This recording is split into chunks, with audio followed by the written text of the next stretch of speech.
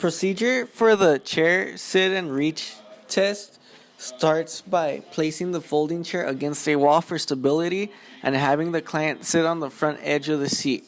The client then extends the leg being tested in front of the hip with the heel on the floor and the ankle dorsiflex approximately 90 degrees. The client would then flex the untested leg so the sole of the foot is flat on the floor about 6 to 12 inches to the side of the body's midline. With the extended leg as straight as possible and the hands on top of each other, palms down, the client slowly bends forward at the hip joint, keeping the spine as straight as possible and the head in normal alignment with the spine.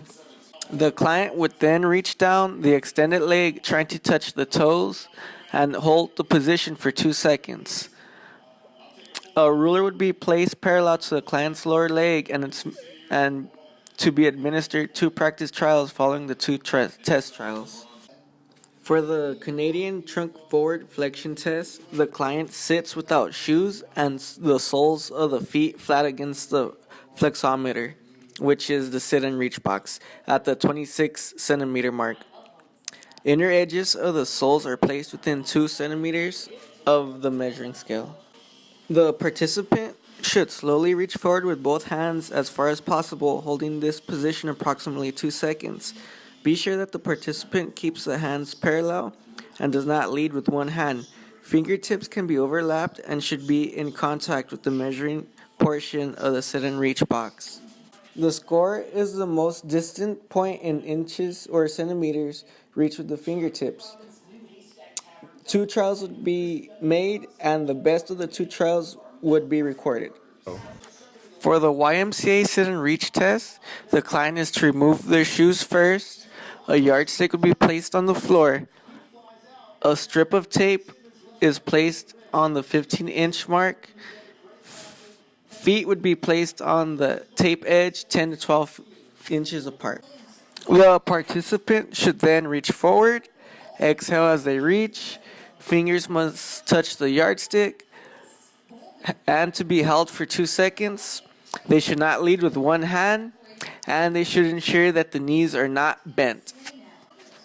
This would be scored in inches and also repeated, and the best of the 2 scores would then be recorded. The procedure for the Thomas test would first have the participant lie supine, which is on the back. The participant would then bring one leg in the direction of the chest, just to the point where the lumbar spine is snug to the floor or table. If the tested leg remains in contact with the floor or table during this maneuver, the hip flexors of that leg are adequately flexible. If the tested leg rises, its hip flexors are likely to be inflexible.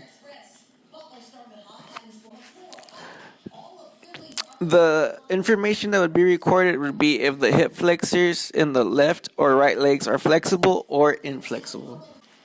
So as you can tell by the table, if you look at the Canadian trunk forward flexion test, I rated my classification as poor.